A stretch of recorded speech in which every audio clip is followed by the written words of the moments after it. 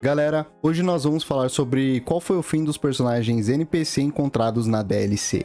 Alguns deles nós já vimos o fim ou algo parecido no decorrer do jogo e da série aqui no canal. Mas, e aqueles que não vimos de fato o seu desfecho? Ficaram curiosos? Então confira aqui o final dos NPCs da DLC de Lies of P Overture. E galera, só lembrando que o final de alguns deles não é falado na DLC, porém no jogo base nós já vimos alguns finais, ok?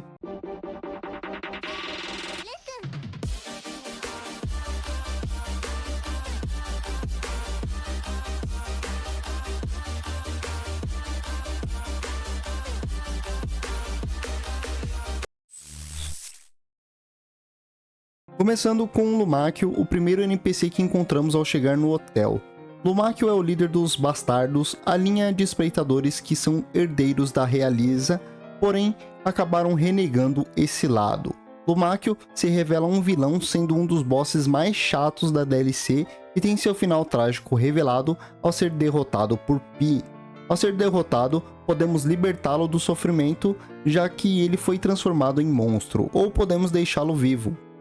Ao deixá-lo vivo, quando voltamos ao local que ele fica após ser derrotado, encontramos seu corpo e uma carta falando sobre o quão somos maus e o quanto ele era vítima daquilo tudo. Mas, tanto faz, pois é um personagem que eu detestei no jogo, então fizeram um bom vilão aqui.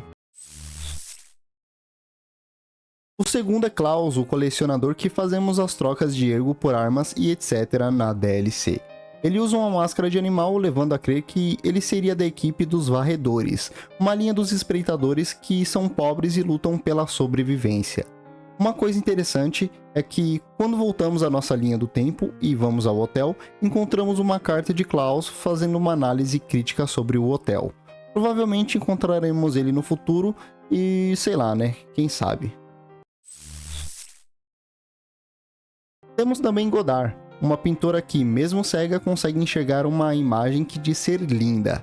Ela tem uma quest onde temos que encontrar um kit de pintura. Ao finalizar a pintura, ela fala conosco e nós acabamos ficando com a pintura dela, né? Onde nós, mais pra frente, acabamos colocando ali na parede do hotel. Depois disso, aparentemente, Godard falece. No hotel, temos o Alidouro verdadeiro, que não fica explícito o que acontece com ele, mas no jogo base descobrimos que o Papagaio, um espreitador varredor que trabalhava com Alidouro, acabou traindo ele e ficando no seu lugar após deixá-lo para morrer no incidente da oficina. Temos o pescador, que acaba falecendo também, aquele cérebro que também vai de arrasta, e acho que só. Não, espera aí. Temos uma personagem importante que a história dela só acaba quando voltamos a um certo local no jogo base. Agora, finalmente vamos ver o desfecho de Rosaura, aquela títere criança que encontramos no início do jogo e ajudamos com os sapatos perdidos. Assim que voltamos ao nosso tempo de origem no jogo base, se voltarmos ao capítulo 2, o próprio jogo vai nos mostrar a foto da árvore da amizade de Rosaura. Chegando lá, encontramos a boneca já nas últimas, e temos uma pequena conversa com ela, onde ela nos agradece por irmos encontrá-la. Ela se despede dizendo que eles ainda irão se encontrar no fim do mundo, então diz adeus ao amigo dela que parece Carlo. Muito triste, né, pessoal? E ela deixa o último pedaço do desenho dela também, né? Onde o jogo acaba juntando tudo e mostrando a arte completa. É um desenho de Gepeto, a mãe de Carlo, Rosaura e Carlo criança. E na árvore, onde estava escrito ali antes, né? Você quer ser meu amigo? Agora está escrito, obrigado pela amizade renovada. Aqui fica meio confuso, pois nós não sabemos de fato quem era Rosaura, se era uma títere ou se poderia ser até irmã de Carlo, já que sabemos que para um títere despertar, o ergo tem que ser colocado em um títere com a imagem da pessoa que faleceu e etc, né, pessoal? Mas isso aqui é um assunto para um outro vídeo. Galera, alguns NPCs ficaram de fora por não ter uma ligação tão profunda com o jogo, tá? Eu coloquei Godard, pois ela deixa o quadro que podemos ver no futuro do Hotel Krat ali, né?